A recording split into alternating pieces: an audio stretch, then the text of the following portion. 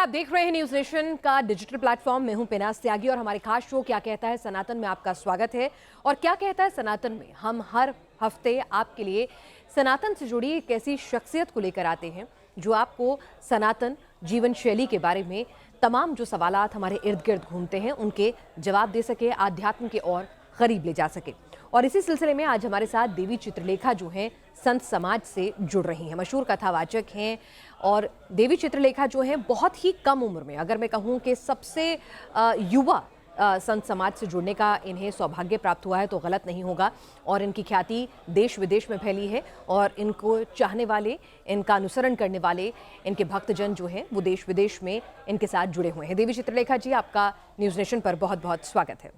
देवी चित्रलेखा जी, जिस उम्र में बच्चे जीवन की राह तलाश रहे होते हैं, बहुत बहुत धन्यवाद जी, मुझे। जिस उम्र में बच्चे जीवन की राह तलाश रहे होते हैं, माँ बाप को फिक्र रहती है कि भाई वो किसी गलत राह पर ना निकल सकें।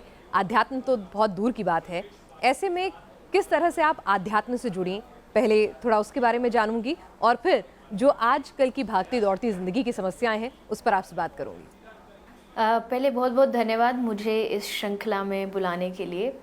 बात जहाँ तक मेरे जीवन और अध्यात्म की है तो बड़ी कृपा की बात है ये मेरे ऊपर कि मेरा जो बचपन है वो पहले से ही धर्म से जुड़ा हुआ था। संतों के बीच मेरा बचपन गुजरा है। जब बच्चे खेलने के समय में बाहर खेलने जाते हैं, मैं उस समय संतों के बीच में रही हूँ, उनके सत्संग को सुना है, उनके प्रवचनों को सुना है। क्योंकि मेरा जन्म हुआ है वृंदावन के पास, तो वृंदावन और वृंदावन के आसपास का जो इलाका है वो धर्म में है, या कह लीजिए कृष्ण में है, राधा में है। तो मुझे वो वातावरण बचपन से मिला, ये मेरा बहुत बड़ा सौभाग्य है। और तब से ही मैं इस धर्म यात्रा, अध्यात्म यात्रा से जुड़ी हुई हूँ। मैं जानना चाहती हूँ कि किस तरह से आप जो हैं, आपको आध्यात्म की राह आपने पकड़ ली, किसी ने समझाया बैठ के कि भाई तुम्हें ये काम करना है, ईष्ट से जुड़ना है, भगवान से जुड़ना है। आपके दादा दादी जो है उनका झुकाव बहुत ज़्यादा था संत समाज के प्रति, तो उन्होंने समझाया या खुद ब खुद आप जुड़ती चली गई? और अगर मैं गलत नहीं हूँ, जो मैं आपके बारे में पढ़ रही थी उसमें कहा गया कि मैं 7-8 साल की उम्र में आपने न सिर्फ पूरी एक 7 दिन की भागवत कथा भी बाँचती थी, ये सही है? जी बिल्कुल, मैंने 7 साल से ये कथा की जो यात्रा शुरू की थी। और जैसा आपने कहा कि देखिए इसमें दोनों चीज़ होती हैं। एक हमारा पूर्वजन्म का अपना कर्म होता है, लेकिन वो कर्म तब उभर के बाहर आता है जब इस जन्म में आपको वो वातावरण मिलता है। तो मुझे वो वातावरण बचपन से मिला। मेरे दादा दादी जी, फिर माता पिता जी सब भक्ति से जुड़े हुए थे। और मेरे जो गुरुदेव हैं वो हमारे पारंपरिक गुरु थे। दादा दादी के थे, फिर माता पिता जी के हुए, फिर मेरे हुए। तो कहीं ना कहीं 7 साल से मैंने कथा शुरू की, लेकिन 4 साल की एज में ही गुरु जी ने मुझे दीक्षा दे दी थी। तो गुरु ने चुन लिया था कि तुमको इस काम में आगे बढ़ना है और तुम्हें भगवान का नाम प्रचार करना है। बस धीरे धीरे चीज़ें जुड़ती गई। घर में भक्ति का माहौल हुआ, फिर मैंने छोटे छोटे प्रवचनों से शुरू किया। फिर एक दिन गुरुजी ने कहा कि नहीं, तुम्हें 7 दिन की भागवत कथा कहनी है। तो सब थोड़ा सा डर रहे थे कि कैसे होगी, लेकिन जब गुरु का आशीर्वाद साथ हो, माता पिता का आशीर्वाद साथ हो, तो कोई भी चीज़ असंभव नहीं है। तो बहुत कुछ ज्ञान नहीं था, पर फिर भी 7 दिन मैंने भागवत कथा वृंदावन में की और बहुत हज़ारों लोगों ने आकर के उस कथा को सुना। भागवत की यूँ तो बहुत सारी बातें हैं देवी चित्रलेखा जी जो एक इंसान अपने जीवन में अमल में ला सकता है। जीवन शैली है एक तरह से पूरी की पूरी भागवत। लेकिन फिर भी अगर मैं आपसे पूछूं, आज की इस भागती दौड़ती ज़िंदगी में जब तरह तरह की समस्याएं हैं, प्रेशर्स हैं, बिल्कुल, भागवत की कौन सी बातें हैं जो एक आम आदमी अगर अपने जीवन में समावेश कर लेगा तो ज़िंदगी थोड़ी आसान हो जाएगी? क्योंकि हर कोई तो संत नहीं बन सकता, हर कोई तो अध्यात्म की तरफ अपना जीवन जो है नहीं पूरा डिवोट कर सकता। नहीं, देखिए संत होने का मतलब बस कपड़े बदलना नहीं है। आप जिस भी फील्ड में हैं आप वहाँ संत बन सकते हैं। संत होना एक विचारधारा है, एक स्वभाव है। और उसके लिए मुझे लगता है, जैसा आपने कहा, हर आदमी हर चीज़ नहीं कर सकता है। हमें आज संसार भी साथ लेके चलना है, अध्यात्म भी साथ लेके चलना है। तो मुझे लगता है सबसे जो अच्छी चीज़ आप भागवत से सीख सकते हो वो ये है कि जो भगवान कृष्ण ने भी भगवत गीता में अर्जुन को कही है कि तू किसी भी चीज़ को ये मत मान कि मैं कर रहा हूँ। तो उस चीज़ को बस एक रिमोटली कर रहा है, लेकिन उसके पीछे जो एनर्जी है वो भगवान की है, वो धर्म की है, वो अध्यात्म की है, और उसको आपको कभी भी भूलना नहीं चाहिए। आज के जो टाइम में ज़्यादातर जो आज के युवा हैं वो डिप्रेशन के बहुत ज़्यादा शिकार हो रहे हैं। उसका जो मेन कारण है वो यही है कि वो कहीं ना कहीं हर चीज़ को अपना मान करके चल रहे हैं कि मैंने किया, मैं ऐसा करूँगा, मैं वैसा करूँगा। अगर वो अध्यात्म से थोड़ा जुड़ जाएंगे तो उनको समझ आएगा कि कर मैं रहा हूँ, लेकिन कराने वाला कोई और है, और वो कभी गलत नहीं करा सकता है। अगर आप उस पर विश्वास करते हो तो वो हर समय आपको एक रास्ता दिखाने के लिए तैयार होगा, और अगर आप उसको पकड़ लेंगे तो आप कभी भी ना गलत रास्ते पर जाएंगे और ना आप कभी भी इन सब जो आजकल चीज़ें बढ़ रही हैं इनका शिकार होंगे। देवी चित्रलेखा जी, हर कोई आजकल इस ज़िंदगी में ये पूछता है कि खुश कैसे रहे। किसी के पास सब कुछ है लेकिन खुशी की तलाश में आदमी मारा मारा फिर रहा है। कोई किसी गुरु के चरण पकड़ रहा है, कोई किसी आध्यात्म के लिए किसी योग सेंटर जा रहा है, तमाम चीज़ों की तलाश रहे हैं कि खुशी मिल सके आदमी को। खुश कैसे रहे हो? देखिए, ये बात शायद सबने सुनी होगी कि खुशी कहीं बाहर नहीं है, वो आपके भीतर है। जैसे कभी कभी एग्जाम्पल दिया जाता है एक हिरन का, जिसके नाभि में कस्तूरी होती है, वो सुगंध को खोजने के लिए पूरे जंगल में भटकता है, लेकिन उसको कहीं नहीं मिलती कि खुशबू आ कहाँ से रही है, क्योंकि वो उसके भीतर से आ रही है। तो अगर आप खुशी की बात करेंगे, सबसे बड़ा आदमी दुखी संसार में वो है जो अपनी खुशियों को दूसरे पे निर्भर करके चलता है। जब उसे लगता है ये आदमी मुझे खुशी देगा। आप दुनिया को कंट्रोल नहीं कर सकते, आप अपने मन को और अपने आप को कंट्रोल कर सकते हैं, लेकिन हम दूसरे वाले को कंट्रोल करने के चक्कर में अपनी खुशियों को और अपने सुख को खो देते हैं। मैंने इससे ऐसी एक्सपेक्टेशन रखी, ऐसा बोले, लेकिन वो नहीं बोलेगा तो धीरे धीरे मैं दुख की ओर अपने आप बढ़ जाऊंगी। तो मैं ये नहीं कह रही कि एक्सपेक्टेशन हम ख़त्म कर दें, ऐसा तो फिर दुनिया में सब आपने जैसा कहा संत बन जाएंगे, लेकिन इतना ज़रूर करिए कि जो खुशी आपके अपने भीतर है उसको पहचानने की कोशिश करिए। और वही खुशी जब हमेशा हमने सुना है कि जब आप दूसरों के चेहरे पर खुशी लाने का प्रयास करते हैं तो अपने आप आती है। जैसे मेरे हाथ में अगर मैं किसी को फूल दूंगी तो मेरे हाथ में खुशबू आएगी, मैं किसी को कोयला दूंगी तो मेरे हाथ में अपने आप मेरे हाथ काले हो जाएंगे। हम दूसरों को दुख देते हैं तो वो रिटर्न में होके हमारे पास आता है। ये लॉजिक है कर्म का। तो अगर आप वही खुशी दूसरों को देने की कोशिश करेंगे तो ऑटोमेटिकली घूम करके आपके पास और आपकी लाइफ में भी अपने आप आ जाएगी। देवी चित्रलेखा जी, एक बात बताइए कि इस भागती दौड़ती ज़िंदगी में सनातन क्या सीख देता है कि भाई कर्मकांड कितने ज़रूरी हैं? जी, आदमी के पास यहाँ पर सांस लेने की फुर्सत नहीं है, दिन कब शुरू होता है कब खत्म हो जाता है। हर एक की यही शिकायत रहती है कि सांसारिक जीवन में ईश्वर को कैसे याद करें। तो आप क्या कहेंगी कि ईश्वर से जुड़ने का क्या माध्यम हो? कर्मकांड कितने ज़रूरी हैं? पूजा करना कितना ज़रूरी है? मंदिर जाना, व्रत रखना कितना ज़रूरी है? ये देखिए, इस दुनिया में ना जितने भी लोग हुए हैं, जिस भी क्षेत्र में हुए हैं, उनके पास 24 घंटे ही थे।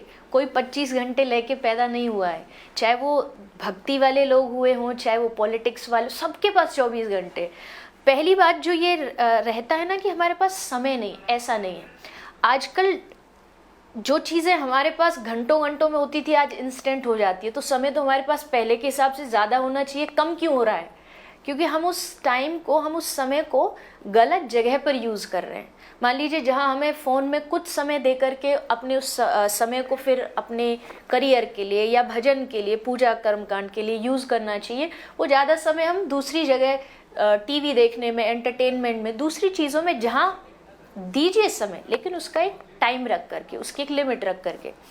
जहाँ तक बात आपने पूछी धर्म की, पूजा पाठ की, कर्मकांड की, तो ये नहीं आप करेंगे तो कहीं ना कहीं आप अपने जीवन को अंधकार की ओर लेकर के जाएंगे। इस दुनिया में ये सिखाया गया है कि धर्म जो है वो हमारी नींव है, पूजा जो है, भक्ति जो है, अध्यात्म हमारे जीवन की फाउंडेशन है। सोचिए अगर फाउंडेशन ही मजबूत ना हो तो आपके घर का आप कितना भी सुंदर ढांचा बना दो, कभी भी हवा आएगी वो पूरा की पूरा उजड़ जाएगा। लेकिन अगर आपकी फाउंडेशन मजबूत होगी, धर्म का मतलब ही होता है धार्यति इति धर्म, जो आपको संभाल करके रखता है, जो आपको गलत चीज़ों से रोक करके रखता है, वही धर्म है। तो मुझे लगता है जीवन में जितना सांस लेना ज़रूरी है, जितना भोजन ज़रूरी है, उतना भजन पूजा पाठ भी ज़रूरी है। आपने भजन का जिक्र किया। आपके बहुत सारे भजन जो हैं आपके चाहने वालों को बेहद पसंद आते हैं और प्रभु की लीला में लीन हो जाते हैं। अगर इस चर्चा को आगे बढ़ाएं उससे पहले मैं चाहूँ कि अगर हमारे दर्शकों के लिए भी आप एक भजन गुनगुना सकें और उसके बाद हम इस बातचीत को आगे बढ़ाएं। जी, मैं राधा रानी का एक छोटा सा भजन गाऊंगी क्योंकि वहाँ मेरी बहुत श्रद्धा है राधा रानी के प्रति, तो उन्हीं के चरणों में भाव है। राधे किशोरी दया करो, श्यामा लाडली दया करो, मुझ पर भी कृपा बरसा दो, ले विश्वास में द्वार पड़ो, ले विश्वास में द्वार पड़ो, राधे किशोरी दया करो, श्यामा लाडली दया करो। बहुत खूब। राधा रानी की कृपा सब पे बनी रहे।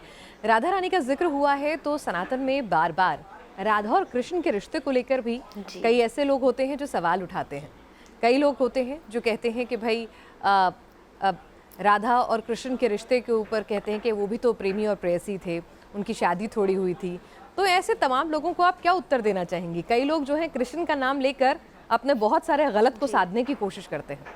इसके लिए मैं यही कहूँगी, जो लोग ऐसी बातें करते पहले एक बार थोड़ा टाइम निकाल के अपने घर बैठ करके अपने ग्रंथ पढ़ के देखिए, श्रीमद् भागवत पढ़ के देखिए, जिनमें राधा कृष्ण की कथाएं लिखी हैं, उन किताबों को पढ़ के देखिए जो हमारे ऋषियों ने लिखी है। आजकल कोई भी आदमी आके राधा कृष्ण पर टिप्पणी कर देता है, ये उसका अधिकार नहीं है, क्योंकि वो बोल रहा है भगवान के लिए। वो भगवान जो सर्व सामर्थ्य हैं, जिसके बारे में आप, अब मुझे अगर किसी फील्ड के बारे में नहीं पता और मैं वहाँ जा कर के उस पर बोलूँ तो मेरी मूर्खता है। तो ये आजकल के खासकर जो युवा हैं उनको लगता है लड़का लड़की का प्रेम मतलब राधा कृष्ण का प्रेम, लेकिन वो प्रेम जो था वो एक दुनिया से परे का प्रेम है, वो निस्वार्थ प्रेम है। वो आज का प्रेम नहीं है कि जहाँ केवल अपनी इच्छा। देखिए संसार का प्रेम क्या होता है, मैं जो चाहूँ वो आप करो तो मेरा आपसे प्रेम है, अगर वो आप नहीं करेंगे तो धीरे धीरे मेरा प्रेम जो है वो ख़त्म हो जाएगा। लेकिन वहीं आप राधा कृष्ण के प्रेम को देखें, भगवान श्री कृष्ण चले गए ब्रज छोड़ करके, लेकिन श्री राधा रानी का प्रेम कम नहीं हुआ, हर पल बढ़ता गया, हर क्षण बढ़ता गया। यानी उस प्रेम में अपना स्वार्थ नहीं था, मेरा प्रियतम सुखी रहे, कृष्ण सुखी रहे, जहाँ रहे वो प्रसन्न रहे, ये राधा रानी का भाव था। तो राधा कृष्ण के प्रेम को कंपेयर करना, ये मुझे लगता है, मैं कथाओं में भी बोलती हूँ, सब बच्चों को भी बोलती हूँ कि ये बहुत गलत बात है। अगर आप कंपेयर करना चाहते हो तो पहले उनकी जीवनी पढ़ो, उन्होंने कैसे क्या क्या किया, वो जब आप पढ़ोगे तो आपकी आंखें खुली रह जाएंगी कि हम तो उनके चरण की धूल के बराबर भी नहीं है, तो कहाँ का कंपैरिजन। तो पहले कृष्ण को पूरा जानो, भगवत गीता पढ़ो, भागवत पढ़ो, और तब अपनी ये जो भाव है तब आप व्यक्त करो, अन्यथा हमें उनके प्रेम पर बोलने का कोई अधिकार नहीं। जी देवी चित्रलेखा जी, ये बताइए कि सनातन में बेटा बेटी में फ़र्क है क्या? पुरुष स्त्री क्या बराबर नहीं है? जी, क्योंकि इसको लेकर भी बहस छिड़ी रहती है। क्या सनातन, क्या हिंदू धर्म पुरुष और स्त्री को बराबर का दर्जा नहीं देता? बराबर तो है ही, लेकिन सनातन ने तो हमेशा स्त्री को ज़्यादा महत्व दिया है। बराबरी का तो बिल्कुल है, इसमें कोई दो राय नहीं। सनातन धर्म ने कभी भी किसी भी जगह पर ऐसी टिप्पणी नहीं की है जहाँ ये कह सकें कि स्त्री कम है पुरुष कम है। हाँ, अगर नारी की सहन शक्ति की बात करें तो उल्टा नारी को ज़्यादा महत्व इसलिए दिया गया क्योंकि उसमें एक चीज़ों को संभालने की ताकत शायद ज़्यादा है, इसलिए उसको अभी नवरात्रि के समय हम 9 दिन माता की पूजा करते हैं। माता की 9 रात आती हैं तो भगवान शिव की बस एक ही रात आती है। और इतिहास भी देखें, जहाँ मनु महाराज से हमारा ये संसार बना, ये विश्व बना, तो मनु महाराज के 3 पुत्रियां थी, 2 बेटे थे। वहाँ भी जो है नारी का सम्मान रहा है, और शास्त्र ने कहा है यत्र नार्यस्तु पूज्यन्ते रमन्ते तत्र देवता। लेकिन फिर भी आज के युग को देखते हुए मैं तो ये कहती हूँ कि ना पुरुष बड़ा है ना नारी बड़ी है। भगवान को और हमारे धर्म ने भी सिखाया है, सबको भगवान ने अपनी अपनी ड्यूटीज़ दी है। जैसे आपकी ड्यूटी है, मेरी ड्यूटी है, वैसे ही एक पुरुष की और एक नारी की भी अपनी अपनी ड्यूटी है, उसकी रिस्पॉन्सिबिलिटी, और वो अपने अच्छे से निभा रहे हैं। इसमें कंपेयर करना मुझे नहीं लगता हमारे धर्म ने कभी भी सिखाया है। आज के लोगों को भी इस चीज़ से सीख लेनी चाहिए। धर्म कभी भी बंटवारा नहीं सिखाता, भेदभाव नहीं सिखाता। धर्म ने हमेशा सबको बराबरी का आंका है और उसी धर्म को लेके हमें भी चलना चाहिए। क्या सनातन कहता है कि सनातन परिवार में एक पुत्र का जन्म होना बहुत अनिवार्य है, क्योंकि हम देखते हैं बढ़ती जनसंख्या के बीच में लोग एक बेटी की चाहत में न जाने कितने बच्चे पैदा करते जाते हैं। तो क्या सनातन में मोक्ष का मार्ग जो है पुत्र की मुखाग्नि से ही जुड़ा हुआ है? जी नहीं, देखिए सनातन में ये जरूर लिखा है कि पुत्र जो होता है वो आपको पुन्नाम नामक एक नरक होता है उससे तारता है, उसी को पुत्र कहते हैं। लेकिन अगर आज की बात करें तो क्या हर एक पुत्र के भीतर उतनी पवित्रता है कि वो अपने पिता को तार सके? क्या वो इतने पवित्रता से अपना जीवन जी रहा है कि उसके पास इतनी एनर्जी है कि वो अपने पिता को नरक से तार सके? मुझे नहीं लगता ऐसा है। तो उसके लिए हमें इस बात को, आज के युग में कई चीज़ें क्या होती है ना, कभी कभी समय के अनुसार बदलनी चाहिए। धर्म भी कभी भी कट्टरवादिता को नहीं फैलाता है। धर्म की कुछ फिलॉसफी होती है, वो टाइम के अनुसार से थोड़ी आगे पीछे बदलती है और उसको हमें स्वीकार भी करना चाहिए। अगर कहीं लिखा है कि पुत्र हमें नरक से तारता है तो इसका मतलब ये नहीं कि पुत्री का वहाँ पर कोई काम नहीं है, या उसके लिए एक वंश को चलाने के लिए पुत्र की ही आवश्यकता होती है। तो ये जो चीज़ें, ये समय के हिसाब से, कलयुग चल रहा है, चीज़ें बदल रही हैं। पुत्र होना बुरी बात नहीं है, बेटा होना बुरी बात नहीं है, लेकिन आजकल उसके पीछे जो पाप हो रहा है कि बेटी है तो उसका गर्भपात करा दिया, उसकी हत्या करा दी, ये बहुत बड़ा पाप है। अगर आप ये देखते हैं कि पुत्र होना पुण्य है तो पुत्री का ना होना ये भी तो पाप है। बेटी का घर में होना, ये हमारा शास्त्र कह रहा है, सनातन कह रहा है कि बेटी घर में होगी तभी आपके घर में लक्ष्मी होगी।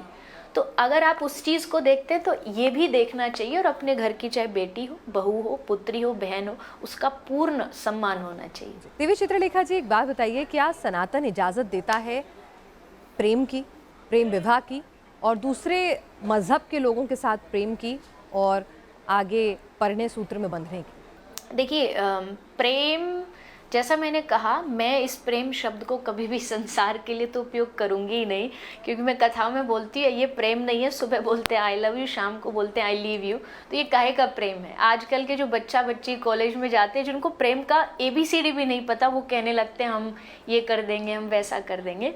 रही बात दूसरे धर्म की, तो मुझे नहीं लगता ऐसा होना चाहिए। वो इसलिए क्योंकि जब भगवान किसी धर्म में, किसी जाति में, किसी परिवार में आपको जन्म देते हैं, तो इसका मतलब है कि आप उस स्थान के लिए एकदम परफेक्ट हो। आपको भगवान ने इसीलिए उस ड्यूटी को निभाने के लिए दिया। मैं जाति इसलिए नहीं बोल रही कि आप ब्राह्मण परिवार में हो गए तो बस इसलिए ब्राह्मण हो गए, क्योंकि आपकी ब्राह्मण होने के बाद एक ड्यूटी है कि आप समाज के मार्गदर्शक हो। आपको ज्ञान, वेद, शास्त्र, पुराण, ये सब लोगों तक पहुंचाना है। वहीं अगर आप किसी दूसरे के धर्म या दूसरी जाति में जीवन में चले जाते तो आपकी ड्यूटीज चेंज हो जाती हैं, और फिर आपको उनके साथ कोऑपरेट करने में थोड़ा मुश्किल हो जाएगा। उस लिहाज से अगर मैं अपने विचार व्यक्त करूं तो मुझे लगता है जिस धर्म, जिस परिवार में भगवान ने आपको जन्म दिया है, आप प्रयास करें कि आप उसी ओर आगे बढ़े, ताकि आप अपनी रिस्पॉन्सिबिलिटी, अपने समाज की रिस्पॉन्सिबिलिटी, उसको आगे बढ़ा सकें। देवी चित्रलेखा जी, सनातन जो है कहते हैं कि एक वे ऑफ लिविंग है। हिंदू धर्म जो है वो एक पंथ ना होकर एक जीवन जीने की शैली है। तो ऐसे में आपसे पूछना चाहूँगी मैं कि आजकल सनातन में चमत्कार का बोलबाला हो गया है। बागेश्वर महाराज चमत्कार दिखा रहे हैं जो कई सवालों में आ रहे हैं, और बागेश्वर महाराज के बाद पंडोकर सरकार, करौली बाबा, न जाने कितने संत आ गए हैं जो चमत्कार का दावा कर रहे हैं। देवी चित्रलेखा जी भी क्या ऐसे चमत्कार करती हैं, और इन दावों को किस तरह से देखती हैं? नहीं, मेरे जीवन में ऐसा कोई चमत्कार नहीं है। मैं एक वैष्णव परंपरा से हूँ, मैं एक भक्ति मार्ग से हूँ, और भक्ति मार्ग का जो पथिक होता है ना, उसको अपने भगवान के, अपने ठाकुर जी के अलावा और दूसरा कुछ नहीं दिखाई देता। मैं अक्सर कहती हूँ, जो जैसे आपने पूज्य महाराज श्री का नाम लिया, तो मैं उनका एक धर्म प्रचारक के रूप में, एक संत के रूप में सम्मान करती हूँ कि उन्होंने धर्म की चीज़ों को लोगों तक पहुँचाया है। जहाँ तक बात रही चमत्कार की, भविष्य की, मैं उसमें, ये मेरा अपना पर्सनल विचार है, मैं उसमें विश्वास इतना नहीं रखती, क्योंकि हमेशा से मेरे गुरुदेव ने ये सिखाया है, भजन करो, कर्म अच्छा रखो, भविष्य कभी मत जानो। मैंने आज तक कभी अपना हाथ नहीं दिखाया, कभी कोई जन्म कुंडली नहीं बनवाई। क्यों? क्योंकि मुझे भरोसा है कृष्ण मेरे साथ है, वो जहाँ लेके जाएगा, वो गिराएगा भी तो संभालने के लिए वही खड़ा होगा। तो मैं क्यों किसी के पास जाकर के अपना भविष्य जानूं, ये सब जानने की कोशिश करूं। और जहाँ तक बात रही मेरे दुख की, मेरे सुख की, तो मेरे अपने कर्म हैं। कोई दूसरा आदमी आकर के मेरे दुखों को मुझसे छीन नहीं सकता है। अगर मैं अच्छा कर्म करूंगी तो मैं सुखी रहूंगी, मैं गलत करूंगी तो मैं दुखी रहूंगी। और कोई अगर आपको ये गारंटी देता है कि मैं तुम्हारे दुखों को दूर कर दूं, तो ऐसा कभी नहीं हो सकता है। तो मैं अगर अपनी व्यक्तिगत बात रखनी हो तो मैं बस इतना ही रखूंगी कि एज अ प्रचारक सबका सम्मान है मेरी नज़रों में, लेकिन अगर मुझसे कोई पूछेगा तो मेरा ज़्यादा चमत्कार में उतना, या कह लीजिए मुझे नॉलेज भी नहीं है उस चीज़ की, क्योंकि मेरा बस एक ही है, हरे कृष्ण भगवान का नाम लेना और कर्मों। अच्छा, एक बात बताइए कि क्या भूत पिशाच होते हैं हमारे इर्द गिर्द? क्योंकि बहुत सारे लोग इस पूरे उसमें फंसते हाँ, चले जा रहे हैं कि मैं भूत ऐसा पिशाच नहीं कह हैं। सकती नहीं होते, क्योंकि मैं जिस, देखिए मैं जिस श्रीमद् भागवत की कथा करती हूँ, उसका जो पहला श्रोता था वो धुंधकारी था, वो एक प्रेत था। वो आया, 7 दिन उसने कथा श्रवण की और मुक्त हो गया। तो भूत नहीं होते ऐसा तो मैं बोल नहीं सकती हूँ कि भागवत का पहला ही प्रसंग ये है। लेकिन जो भगवान का भक्त होता है, जो भगवान की भक्ति करता है, उसके आसपास कोई भी दुनिया का भूत प्रेत, गलत एनर्जी, कोई ग्रह उसको छू भी नहीं सकता। जैसे जिसके ऊपर प्रधानमंत्री का हाथ हो तो नीचे वाले जो लोग होते हैं उससे डरते हैं कि भैया इसकी पहुंच वहां तक है। तो जो भगवान का भक्त होगा, जो कृष्ण की भक्ति करेगा, जो राधा रानी की भक्ति करेगा, कोई भूत प्रेत उस किसी से डरने की आवश्यकता नहीं। मैं कहती हूँ मैं कृष्ण भक्त हूँ, मैं राधा रानी की भक्त हूँ, और उसी भरोसे पे कहती हूँ अगर है तो कोई मेरे ऊपर डाल के दिखाए। तो होते हैं ऐसा तो है, लेकिन जो आजकल इस चीज़ को एक अंधविश्वास के रूप में प्रस्तुत किया जा रहा है। और मैं तो ये कहती हूँ ज़्यादा भूत प्रेत ये माताओं को ही क्यों आते हैं, पुरुषों को इतने क्यों नहीं आते? क्योंकि वो एक कोई होता ना, कभी कभी आप ज़्यादा धर्म में डूब जाते हैं, वहाँ की एनर्जी आपको लग रही है, जोर जोर से संकीर्तन हो रहा है, तो आपको ऐसे लगने लगता है कि आपके भीतर कुछ है। वो होता कुछ नहीं, वो एक प्रकार की उत्साह है जो आपको वहाँ देख करके, सबको देख करके आपको लगा कि आपके भीतर भी है। तो उससे ये कंफ्यूज नहीं होना चाहिए सबको कि हजारों लोग हैं और हजारों के ऊपर भूत प्रेत है। मुझे नहीं लगता कि ये बात कहीं तक सच है। आपने प्रधानमंत्री का जिक्र किया, तो देवी चित्रलेखा जी हमारे मौजूदा प्रधानमंत्री को किस तरह से देखती हैं? क्योंकि धर्म का खूब प्रचार प्रसार वो भी करते हैं। नहीं, इस बात में कोई दोराय नहीं। और आज का जो संत समाज है, प्रवक्ता समाज है, वो कभी भी इस बात को कहने में चूकता नहीं, शर्माता नहीं कि हमारे जो वर्तमान के माननीय प्रधानमंत्री महोदय हैं, उन्होंने धर्म के लिए बहुत अच्छे अच्छे काम किए हैं, लगातार करते आ रहे हैं। अब देखो, वैसे तो बुराई भी कहने वाले हज़ारों लोग होते हैं, और एक व्यक्ति जिसके ऊपर इतनी बड़ी जिम्मेदारी है, हो सकता है कुछ थोड़ी बहुत चूक भी रहती हो, लेकिन हमें जो चीज़ उन्होंने अच्छी की है उस पर ध्यान देना। कितने अच्छे अच्छे काम धर्म के लिए हो रहे हैं, लोग धर्म के प्रति जागरूक हो रहे हैं। तो ये कहीं ना कहीं हमारे लिए बहुत बड़ी ब्लेसिंग है भगवान की कि हमारे पास अभी एक ऐसी सरकार है जो धर्म के लिए लोगों को जागरूक कर रही है, और इसके लिए हमारे जो माननीय प्रधानमंत्री महोदय हैं वो सम्मान के पात्र हैं। देवी चित्रलेखा जी, क्या हिंदू राष्ट्र की मांग, बहुत सारे संत जो हैं हिंदू राष्ट्र की मांग कर रहे हैं, संतों का और नेताओं का बड़ा गठबंधन हो रहा है आजकल, तो इसको आप किस तरह से देखती हैं? क्या वाकई में सनातन को, हिंदू धर्म को किसी राष्ट्र तक बांधने की ज़रूरत है?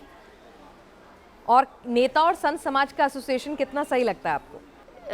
देखिए, नेता मतलब राजनीति और धर्म का जो गठबंधन है वो आज से नहीं होता आया है, बहुत पहले से ही। पहले के जो राजा होते थे, अपनी सभा में जैसे एक एडवाइज़र होता है, उस रूप में एक संत समाज होता था, वो उनको जा कर के थोड़े सुझाव देते थे।